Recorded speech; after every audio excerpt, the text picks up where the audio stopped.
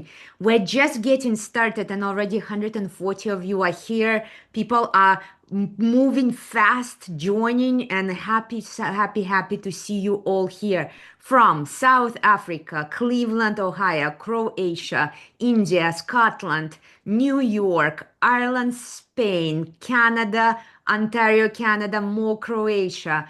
I see so many countries. I cannot read that fast. Congratulations. Welcome. So excited to see you all. We will have a chance to get to know each other. I so appreciate you guys are all on who have a camera on. I know that it looks like I'm looking at one big screen, but I actually see most of you who have a camera on right here. MC, I see you here. Frank, wonderful to see you. You will be speaking very soon. Gary is here. So many of our alumni. So if this is your first lap, give me a plus in the chat. If this is not your first lap, put as many pluses as you can remember how many laps you participated in the past. Newcomers, welcome. We're excited to have you. Old comers, welcome. We are honored to have you. You might surprise, why would somebody put 9 pluses in the chat? Why would you come to 9 laps? Well, number one thing you will learn today is that reinvention is like taking a shower. If I don't wash myself on a regular basis, I begin to stink. If I don't wash my practices, my products, my brand, my skills on a regular basis, they begin to stink too. So the lab is designed to be a regular exercise, something that you can repeat again and again to wash off things that no longer serve you and to clean up room for things that are still relevant that you want to move into the future or add new things into the future. So we are honored and excited that you decided to give us a try. We have now hosted over 22,000 people over the years for our lab, and it's always been a crowd favorite. So I always ask this question from the old timers. Now your chance, give the advice to the newcomers. What is the number one advice that you want to give to the newcomers who've never been to the lab, who are orienting themselves? Reinvention what? How does AI fits into it? Who are all these people? Why there are 200 of you on the chat? If you've never seen any of this and you're wondering what is one thing I need to do to make the most out of this lab, notice, read the chat. It's always number one advice. Sometimes shouting in all caps, do the homework. Do the homework. Reinvention is not a spectator sport. It's not something that happens in our minds. It's not something that you can watch me speak about reinvention and suddenly you reinvent it. It's the same as you cannot watch me do push-ups on your screen and suddenly have muscles on your body. It doesn't work that way. I can do all the push-ups in the world. Unless you get off the couch and do push-ups, no muscles will show up magically. So I want to see commitment that all of you will do your homework. We will provide you a glorious, glorious handbook. The workbook is beautiful. We just revised it for AI. I'll guide you through it, but make sure those 10, 15 minutes, that's all. 10, 15 minutes that we're asking each day, do the homework. If you commit to doing your homework, put a plus in the chat. If you promise that you're gonna do the homework, 10 minutes, 15 minutes, that's all you need. It's not alone, it's all science-based, but it's in small, manageable chunks. I see tons of pluses. This is exciting. Okay, we have the commitment here, and more of you are joining in. So super, super excited to have you here. Okay, let's jump in.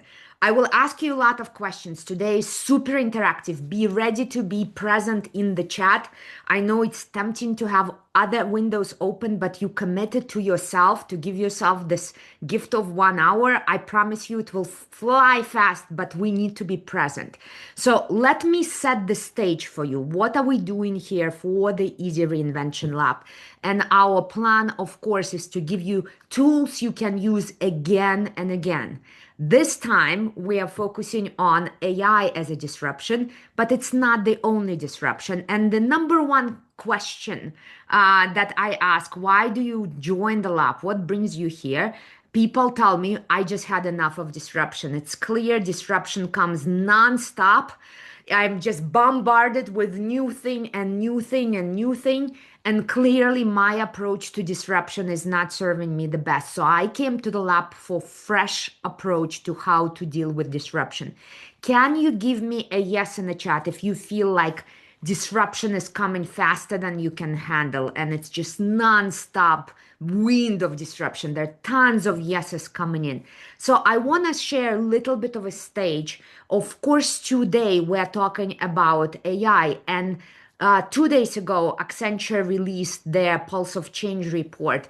And notice on the investment, where does the money go in 2026, according to the executives, about few thousand executives? Well, number one, it is going towards AI. That's a number one choice, and it's a big jump in investment from 53% half a year ago to 71% now.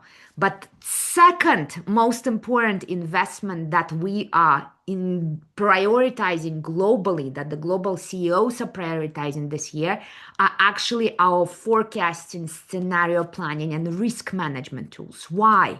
Why is it so crucial? Because AI alone is not the only trend that is disrupting the world. We are looking at the data, and this is the Global Disruption Index. Notice AI is a far right. That's the launch of ChatGPT in 2022.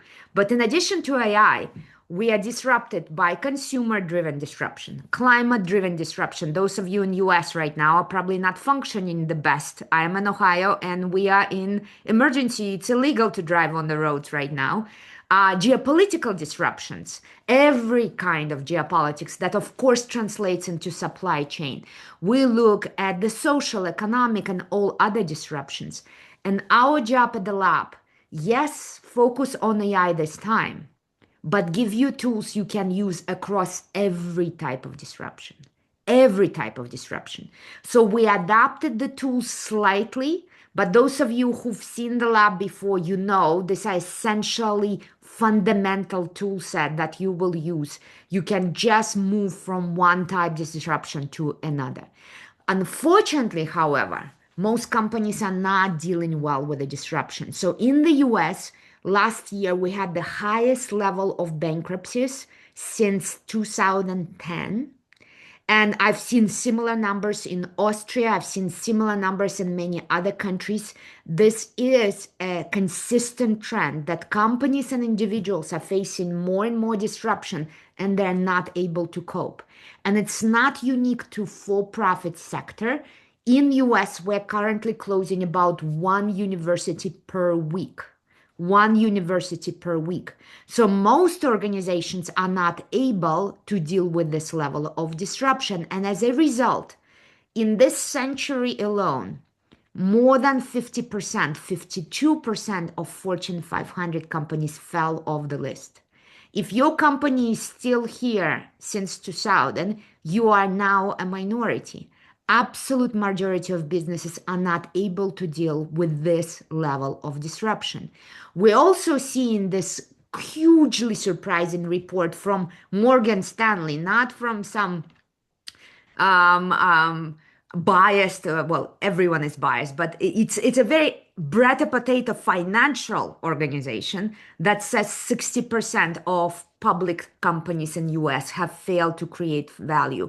And last year, most companies tried to deal with disruption through cost optimization, and 80% of those efforts failed to produce any kind of profit and loss results. So most companies are not able to deal with disruption effectively, and the traditional techniques that they use are not producing results. And that is very noticeable at the human level. So Gallup releases their annual State of the Global Workforce report, and it's the lowest level of employee engagement we've seen in years. But the most staggering numbers are 62% of quiet quitting. These are employees who are disengaged, who are just coming to work for a check mark. But even more so, 17% of employees globally today are sabotaging their business, their companies, their team. They come to work in a full intent of sabotage, not because they're stupid, not because they're unethical, but because there's such a pushback against what is happening in the way business is dealing with disruption. So let me stop the slides for a second and ask you, if you see some of these numbers playing out in your environment, give me a plus in the chat. If you are seeing the trends where disruptions are coming faster and faster, that the financial performance cannot catch up, and the employees are either laid off or in a stage of quiet quitting and sabotage. Notice how many pluses are in the chat. This is our global dilemma. This is our global reality. So today, I will take you through science to explain why this is happening, and second, what can we do about it? So the first part of the lab today will feel a little bit like doom and gloom. Hang on, don't quit on us, because the main part of the lab is actually move on into sense of possibility. What exactly can we individually do? What can our teams do? And what our organizations can do? If that sounds good, wave to me if you're on video. We are gonna survive the negativity. Good, I can see the wave. And we will make sure that we come out with specific actionable results. But before I say one more thing, I wanna do a scientific experiment. I wanna measure where you are before the start of the lab and after the lab. It literally will take you 1 minute. It's 5 questions and they take yes, no, yes, no, yes, no. But I want to make sure that we show you your state on day one and your state at the end of the lab. So I will ask you to click on the link in the chat and take a 2 seconds, it's literally 1 minute survey so that we can see your before and after progress. And this is so important that we measure, because most people believe I need years to change around disruption, and AI is so confusing, I need years. I guarantee you will see progress in a very short period of time. So let's do before, and a couple days later we do after. I will see how the results are coming in. Let's make sure that we do due diligence and measure before so that I can show you the after as well. We have 49 responses, 52 already.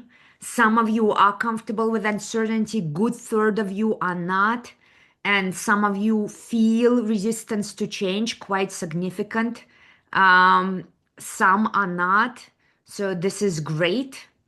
And the most important marker that we're gonna watch, is, do we have clear ideas about reinvention? Do we have clarity? That's our most important marker. And you currently can see about 68% of us do not have clarity.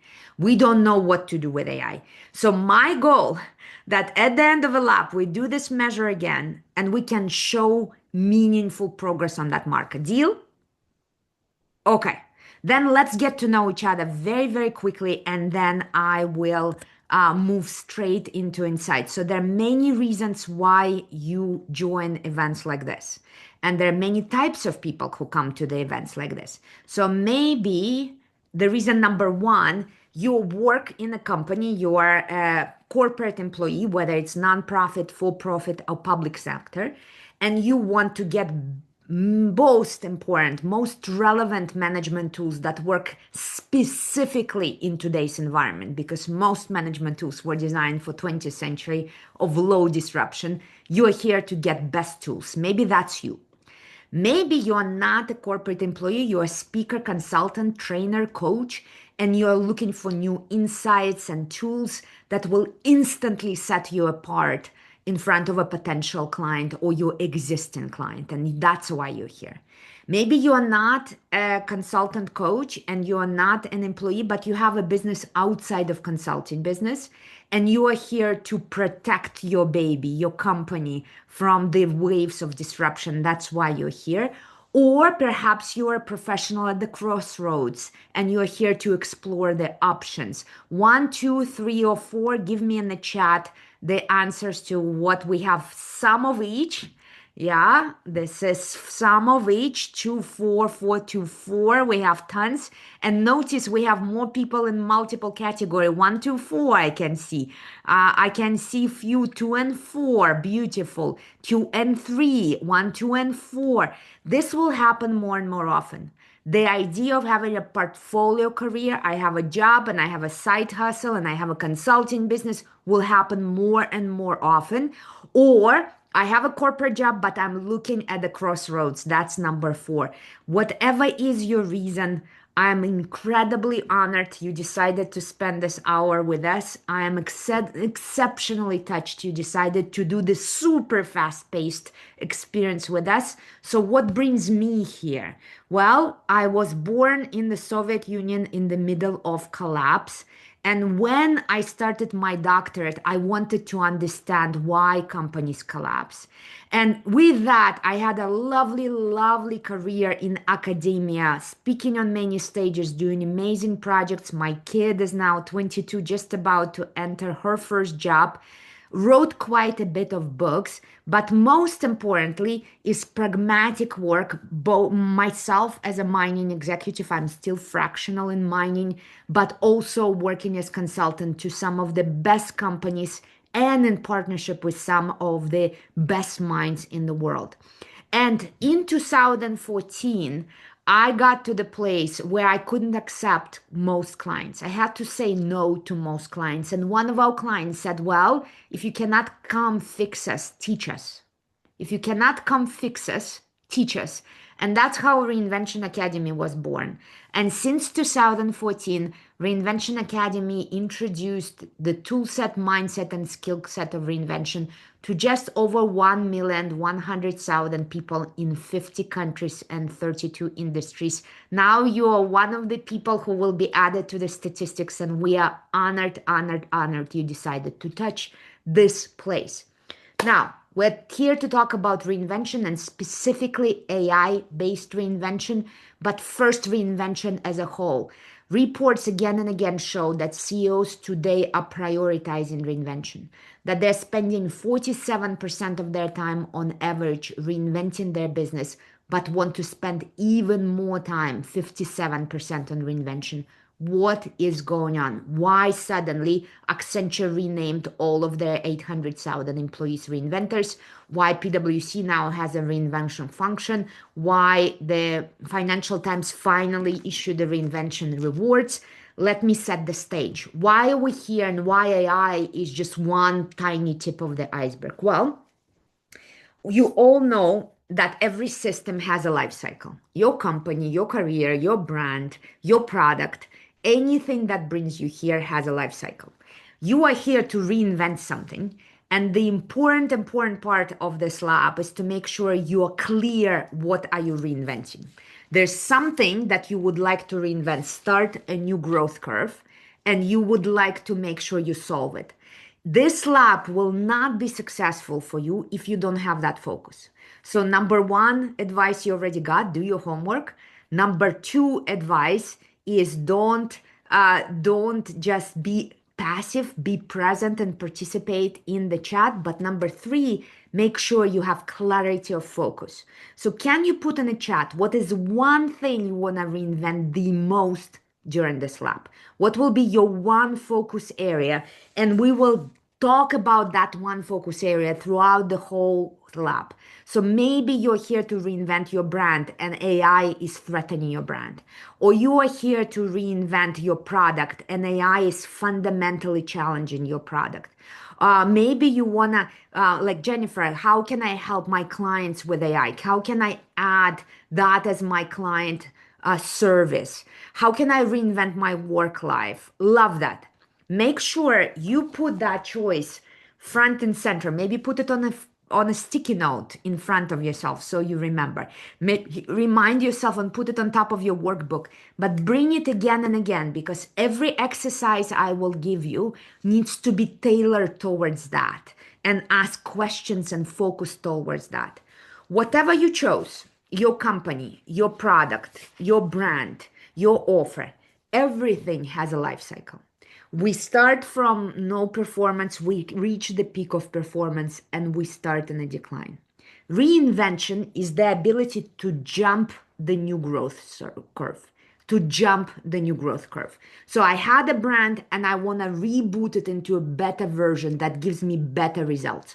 I have an offer and I want to reboot and reinvent and have an offer that produces better results. And the most important thing that what is happening in the world is when we zoom out of individual elements of business and look at the business as a whole, we've seen acceleration, unbelievable speed of acceleration we've never seen before. Because in the 20th century, majority of companies were reinventing rather slowly, but majority of companies are reinventing exceptionally fast today.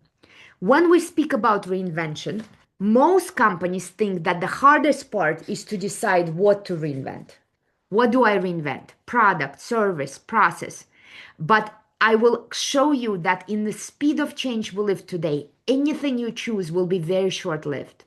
Many others then say, it's the how. How specifically do I reinvent? Do I go left or right? Do I use AI? Do I use Claude or do I use ChatGPT or do I need to buy Gemini or what should I do? And very few companies understand that a much harder question is not the what, not the how, not the why, but a very different question, and it stems from research. So, research shows that if I start reinventing on decline after I already reached the peak, chances of me coming back to my own peak performance are only 10%. That's it. I'm pretty much cooked. If my company, if my product are already in the decline, it's possible, but it's exceptionally hard. At the same time, if we reinvent too early, if we reinvent before there is feasibility, there is economic viability, there is geopolitical regulatory viability, it will be destruction to our system equally. For example, remember Apple had its first tablet in the 90s, but there was no internet connectivity, there was no coders, there was no others who were able to maintain the business model necessary for the tablet to be success it is. So we have this golden moment. We cannot do it too late and we cannot do it too early, which means the much bigger question, this we can solve. We will give you exercises. This we can solve. We have a lot of tools. A much bigger question is not the what or the how of reinvention. It's the when of reinvention. It's the when of reinvention. Because reinventing in one business, I had a lot of years, 13 years in mining. Reinventing in mining and reinventing in a IT company are two very different paces, very different speeds. So I need to understand how do I find this moment? And here's the biggest secret that comes to place. The biggest secret. When we started looking, when we understood that companies, the numbers I showed you today, are declining. Companies are not able to sustain their status on Fortune 500 list. Companies going bankrupt. Most of them is because they started reinventing too late, or some because they jumped the curve too early. When it comes to AI, for sure, many made investments last year that were economically non-viable and made the stupid choices just because it was fashionable. So either this or this. So the question becomes, how do I know when? When do I need to go? And here is where data again comes to play. We started looking at that at Reinvention Academy, understanding that the when is the biggest question. And this is what we discovered. 20th century, most of business model have very long life cycles. The science is a bit conflicting, but it's all between 60 and 75. So the smallest cycle estimate I've seen was 62, the longest 75. So we can stick with 75 as a baseline. The life cycles were very long, which means I could enter your company, work in your company my entire life, retire from your company, because this is over 37 years, and never see one reinvention. That meant I could use exact same tools, exact same skills, exact same models, exact same frameworks, and never need the upgrade. That also meant that we could outsource reinvention to McKinsey and others, because if you only do it once every 30 years, it's actually illogical and irresponsible, financially responsible, to have that skill in-house. Now, 1989, two things happened simultaneously. Number one, the beginning of globalization with the fall of the Berlin Wall, in combination with the internet going public. And suddenly, the cycle shifts from about 75 on average to about 15 of average. Remember, we don't have the whole cycle to jump. We have about only half. If we have the whole cycle, we're already in the decline. So suddenly, instead of having 37 and a half years to jump, I only now have 7.5 years to jump. And then 2000s came in. And that cycle shrunk even further. So what is your guess? Graduates of Reinvention Academy do not give their correct answer. The rest who don't know the correct answer, I love when our alumni come in and come in strong. I love when they show up, and this is the place where they should not show up. Those of you who don't know the answer, what would be your gut? This is not about your Googling skills or ChatGPT skills. Your gut reaction. What is the speed of change today? So I see 12, 18 months. I see 2 years. I see 3 years. I see yesterday. I see 6 months, 18 months, 3 years. We're quite a big range. But that number is the number we need to understand. And most importantly, we need to understand that number for ourselves. How often do I need to jump for my career? How often my business needs to jump? Because my answer has nothing to do with your answer. At Reinvention Academy, we study this every 2 years, and I'll show you 2024 data as our latest data, and you will see it in comparison and notice how much things sped up just since 2018. So the bottom data is 2024. And consistently for the last 4 years, about every fifth company in the world was reinventing every year or less. That would be fast moving consumer goods, that would be IT. Yellow every 2 to 3 years, that would be service companies, financial services, retail, consulting is in that category. Manufacturing would be blue every 4 to 5 years. Mining and extractive industries, including oil, would be every 6 to 10 years, and monopolies, government-owned businesses, and nonprofits are slightly slower, depending on the category. So you see, all of you are right, because the answer is very specific to your industry. But once you start looking at that data, you will start getting data sensitivity to start answering that question to yourself. Now, question for you. Would you love to know this answer for 2026? Would you like to see the fresh data for this year? Would you like to see where are we right now? I see very many yeses in the chat. We are just launching our 2026 Global Reinvention Survey. Our team will share a link with you. If at least 100 of you fulfill the survey before tomorrow, I promise to show you data tomorrow at the beginning of the session. So let's make sure we have at least basic sample, a tiny, usually we get about 2,000 by the end of the year, but at least the basic sample. So grab the link, click on it now, open it up. We won't complete the survey now because that takes you good 4 minutes, 4 to 5.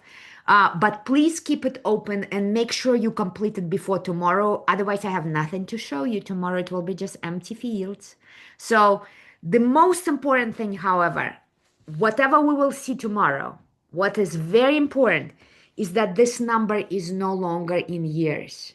For most of us, if we are not reinventing on a regular basis, whether it's AI, tariffs, geopolitics, Whether new technology, new customer, new competitor, new supply chain disruption, something will disrupt us and we will be completely unprepared. So the job of the lab is not to help you survive one disruption, but teach you how to create a cadence of proactive reinvention so that you're always a little bit ahead of the curve. You are not reacting, you are not scared, you are not overwhelmed. If anything, you're ready to monetize on disruption. For you, disruption is like, fresh opportunities coming. This is the attitude we want you to be in. Very recently, a few days ago, I hosted one of our alumni who owns a textile company. And she learned some of the same practices you will start learning today, right before COVID. So when it was clear that something is happening, and her company at that point only produced children's textile, she realized that there will be a massive mask shortage in just a few months because she could sense the details of what's coming in. And right before all the towns were closed, her company created samples and pricing and distribute those samples across all pharmaceuticals, how do you call the place? The drugstores, all the drugstores uh, that were considering at that point what to buy. They were first to offer and they were first to get orders in the middle of COVID, and they start busy producing the whole COVID, even though their main products, which was children clothes, was not selling as all the malls were closing. That's our job, is to make sure you start developing sensitivity, knowing the answer to the question of when, and having a cadence, a kind of automatic response to what to do when the disruption is approaching so you can smell it. And this is what we learn. Number one reason why companies die, we already covered, they reinvent too late or too early. They don't understand the question of when. But there's one more reason why companies are not able to deal with disruption. And that has to do with the long cycled world and the way companies organize themselves. So in the long cycled world, noticing change was not a necessary skill. Not a necessary skill. Remember, if we are doing exact same thing for 37 years, right? So let's try to write those rules down. Can you give me first just the rules of the game in a long cycle world in the chat? How do you successfully, how do you successfully perform in a long cycle world? For example, what kind of people do you hire when we exist in a long cycle world? Focus on efficiency, absolutely. Consistency. You hire experts. You hire people who are very narrow in one area, people who follow the rules, people who produce cost efficiency. This is a very specific world. Most of a big thinking is outsourced. You don't need big strategy thinking inside. You don't need big change capacity inside because that change capacity will be needed once every 30 years. Why would you have it inside? Now, think about a short cycle world where we are in a very short cycles. What are the rules of the game now? Who should we hire? What kind of people do we need? Agile foxes, agility, resilience, creative people, listening to others, generalists, right? Very often we speak about T people, T-shaped people, those who can understand the across functionality and go deep.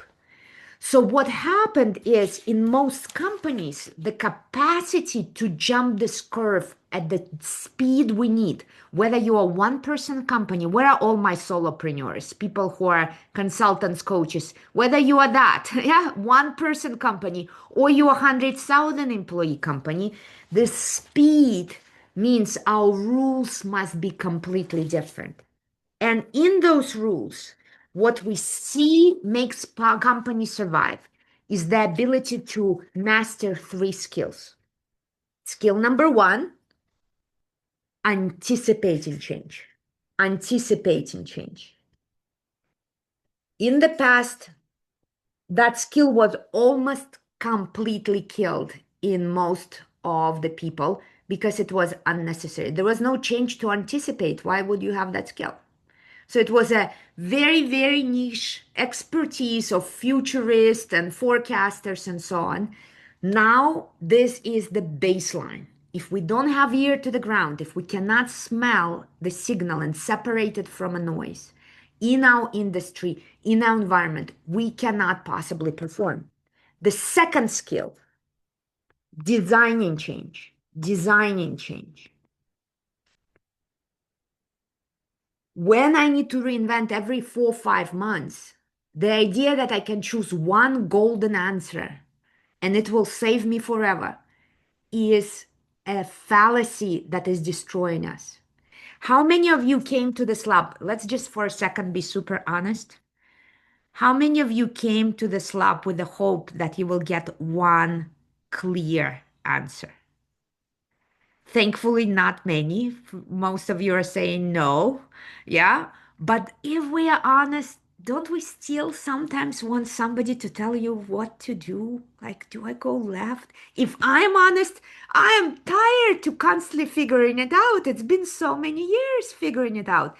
Reality, however, reality is that in the cycle we are in today, our decisions, our solutions, our answers have a very short shelf life. I'll repeat it again. Any answer we will find today will have a very short shelf life.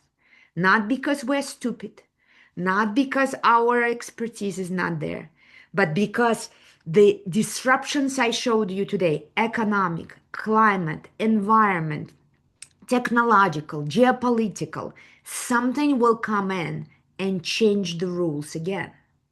So, this idea that I can find my golden answer and then chill out for 2 years. I'm not even asking for 10. Can I just chill out for two?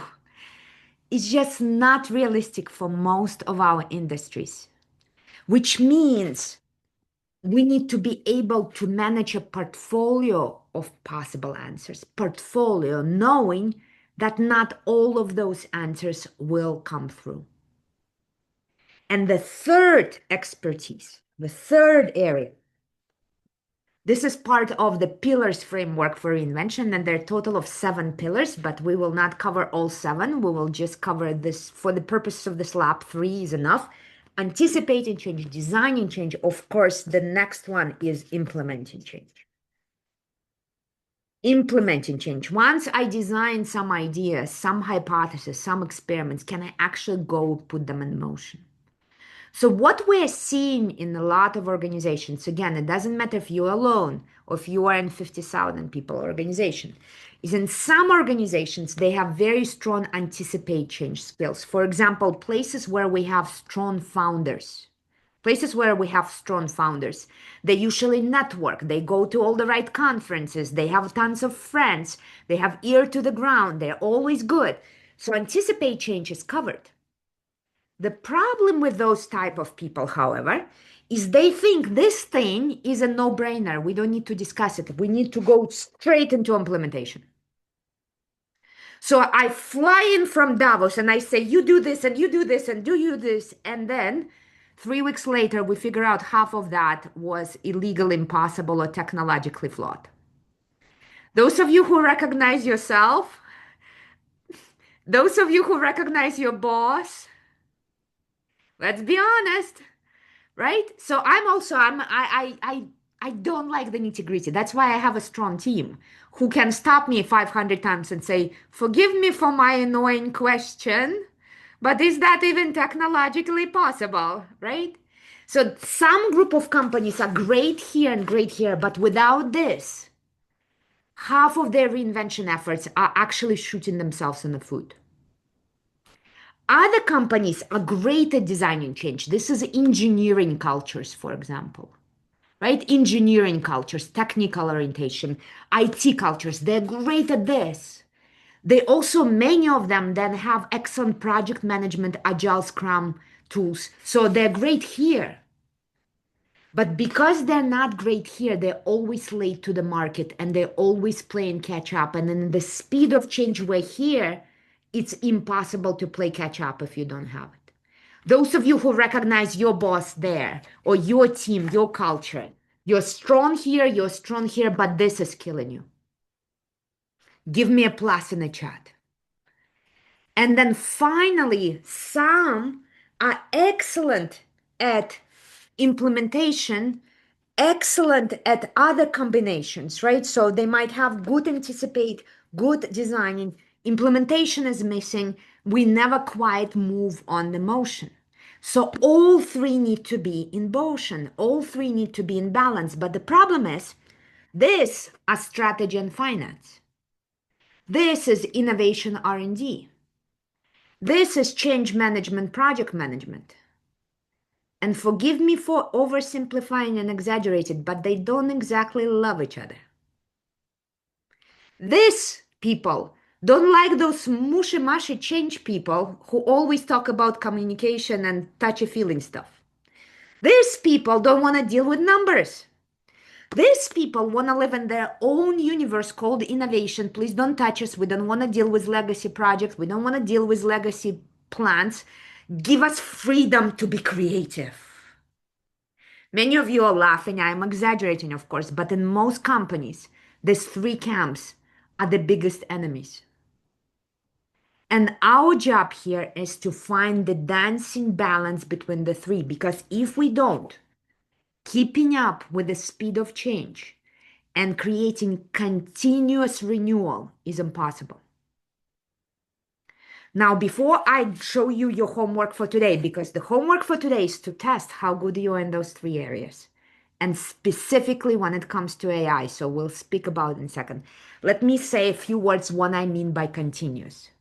Continuous doesn't mean that you do it every second of every day. It's like brushing your teeth. Hopefully, you brush your teeth a couple of times a day. But hopefully, you don't brush them every second of every hour because your teeth will fall out.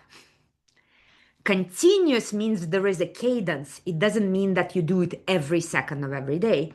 But most companies don't brush their teeth twice a day. Well, I just said twice a week. Twice a day. Most companies try not to brush for 7 years and then brush very good for 2 hours. That's our traditional change management projects, right? We don't do anything for a long time, and then we start Program Everest, Project Arrow, big transformation. We didn't do continuous change, and now we're trying to do one big leap. But if you don't brush your teeth for 7 years, and then trying to brush them very well for 2 weeks, there's nothing there to brush. It's too late. Similar, it doesn't work if you're brushing your teeth nonstop every second of every day. So it's finding the cadence, finding the flow. And when it comes to AI, that is a golden rule. That is a golden rule. Because if you're trying to keep up with AI every single day, you will go crazy. How many of you already feel like it's crazy? It's just too much information about AI every day. So if you are trying to keep up with AI every day, biologically, it's impossible to process that much information. Which means the first thing you will need to figure out as you're thinking about anticipating your AI-driven change, designing your AI-driven change, and implementing your AI-driven change is how often should you dedicate your time to it.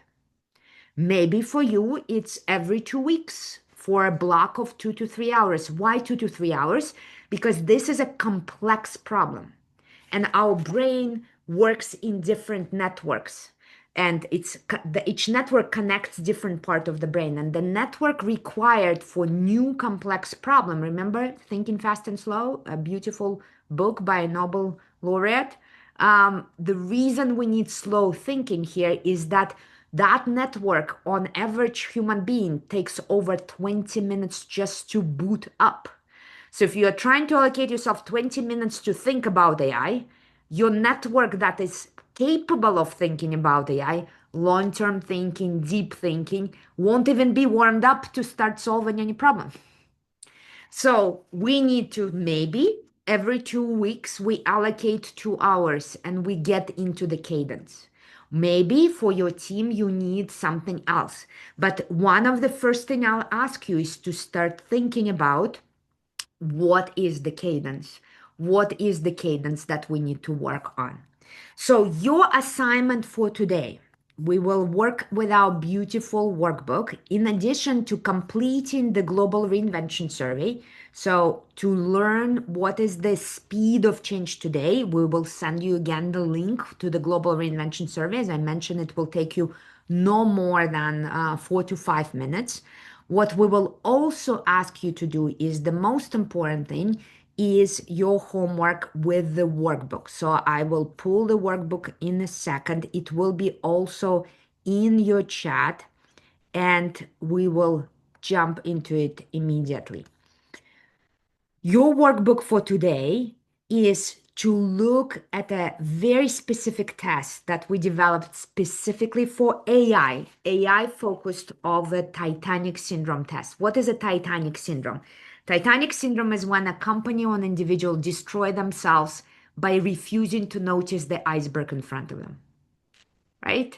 This is the story of Titanic. All the warnings were there. The iceberg was there, but we were not prepared and we crashed into the iceberg. We don't want that to happen to you.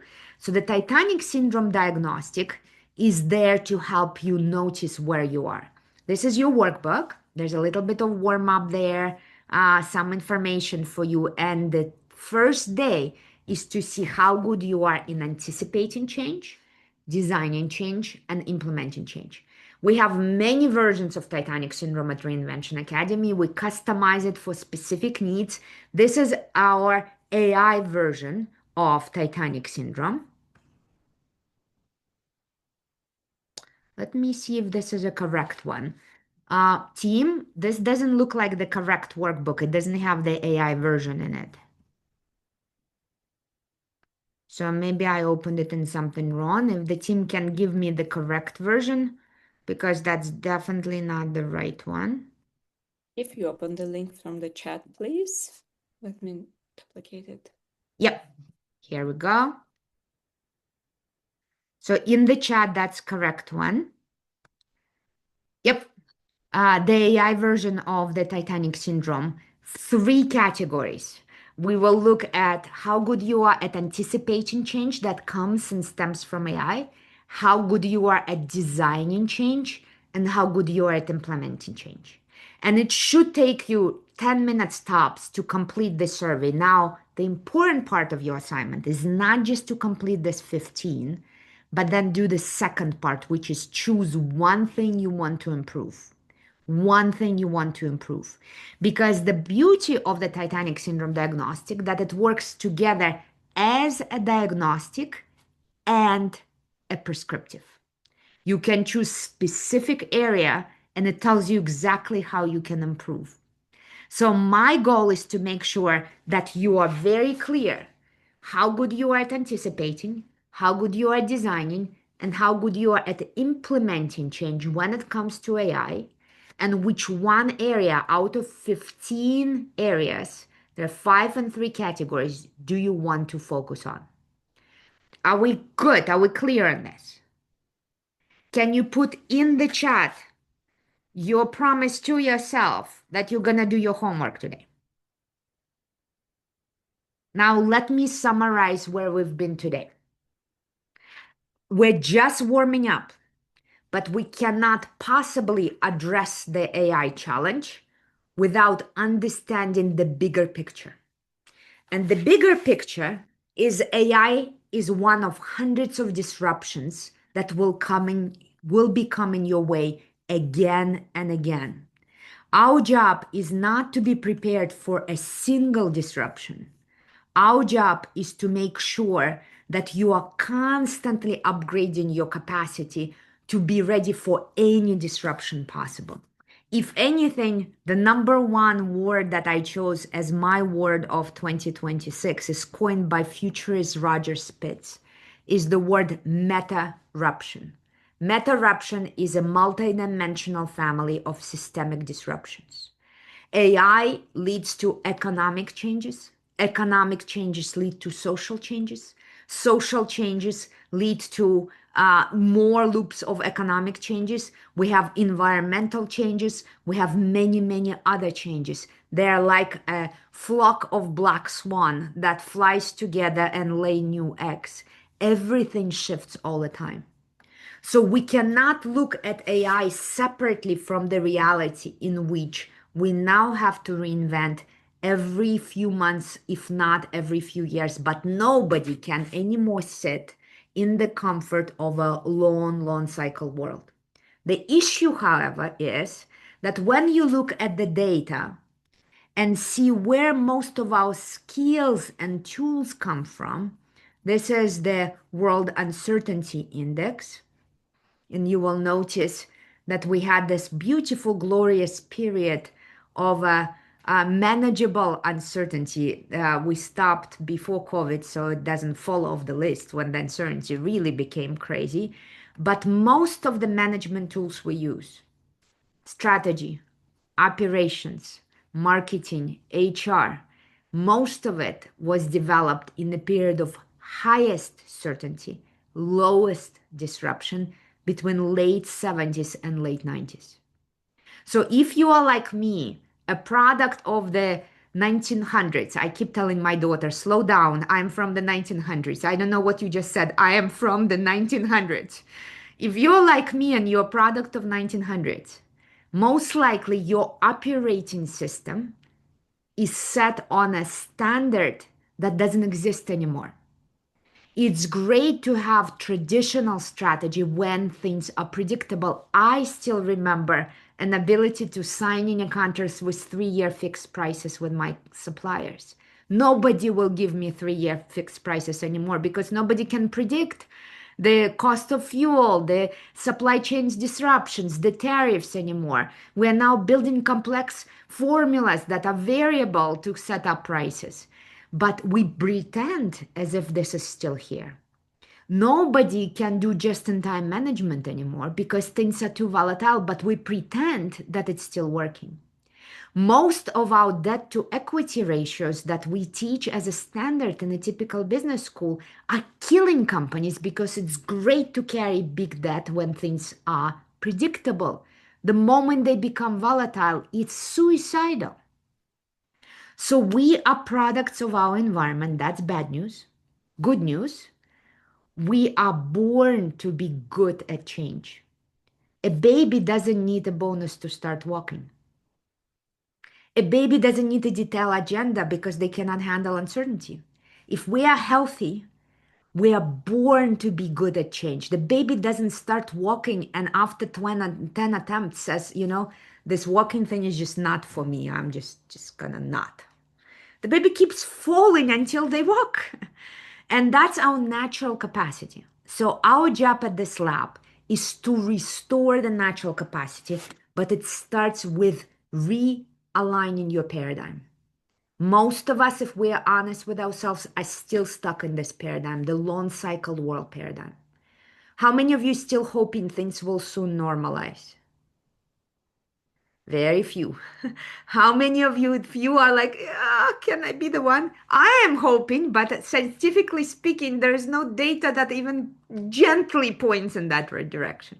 How many of you still go into the meeting and you hear things like when business comes back to business as usual, when we go back to business as usual? No business as usual anymore. We pretend that our models are still working, and then we blame ourselves from being the bad experts, bad professional, bad leaders because our traditional strategies, traditional operations, traditional approach to change is not working. So our job is first shift the paradigm. And I want to ask you number one takeaway that you got out of today. I promise you this will be fast. We're at the end of the hour, and I hope you've shifted something in your paradigm today. What is the number one takeaway that you are having from day one? Yeah? Adapt to change is the must skill, connecting with our body, listening to others, be in the flow, all about timing. It's going fast now. Never stop reinventing when matters. The cadence. You are absolutely okay. T-shaped people. We are born to be good at change. When you can smell change coming, learn the speed of change. Choose your focus. Beautiful. Timing is key. Find your cadence. This is fascinating. I have always loved this phrase. Change is the only constant, and you build and style so thoroughly. Love that. Beautiful. Do not panic. Panic is key. Reinvention is the must. 1900s people rock. We do. We are from the 1900s. Continuous cadence. Baby is born to handle change. Smell change. Smell it as you envision eating a tiramisu. I love that. I love that. So, the upside of this whole story. It looks like something horrible is coming to us, but let me reset it. Most of the history of humanity and most of the history of this planet, we've been in very, very volatile and dynamic environment. This idea that we can control and stabilize is very fresh. It's just a few hundred years that we made up the story that stability is good or even possible. It comes from Descartes and few other philosophers who posed together the idea that organizations are machines, that economies are machines, and we can take one little peg and replace it with another peg. The good news, we're coming back to organic metaphor. Organic metaphor. And organic organizations are flexible by nature because they're living systems. They're not dead systems. When I think about the upside of this whole story, I think about our illusion that we've been all indoctrinated to. Now, no conspiracy theory. There was nothing happening to, was not done on purpose to make it difficult. It's just in a long cycle world, adaptability, creativity, all those skills were unnecessary. So we didn't educate our kids. We taught them how to sit down and shut up. That's universal in all schools because that's what you're going to do for all of your career. That world was not a bad world. It was not exactly sustainable world because in that world, our idea of manageable life, and the idea of stability looked like this. I just want stability.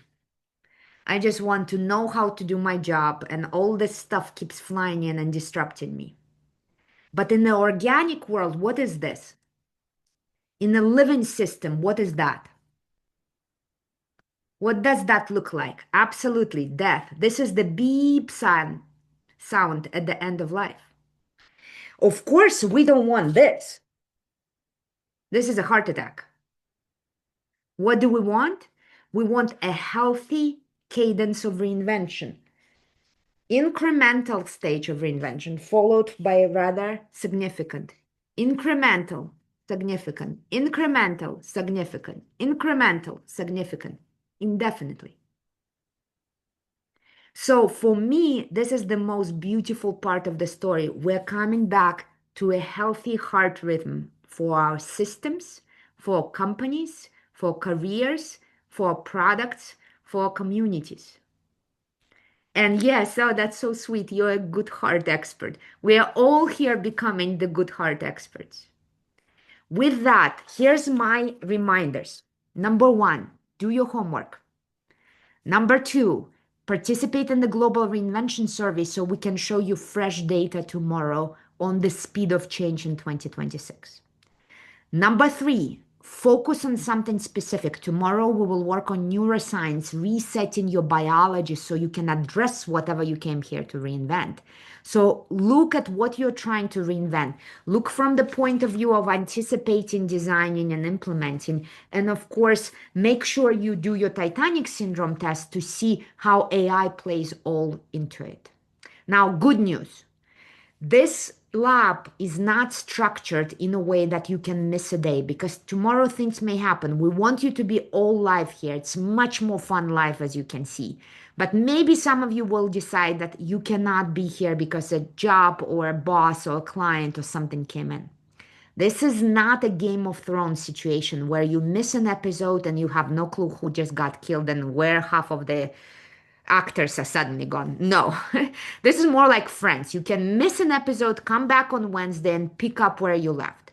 But I want you to promise to yourself that you will do the homework and you will keep showing up for yourself so that at the end of the lap, you have a better suited paradigm and a new operating system of living and thriving in disruption, not just surviving, thriving in disruption.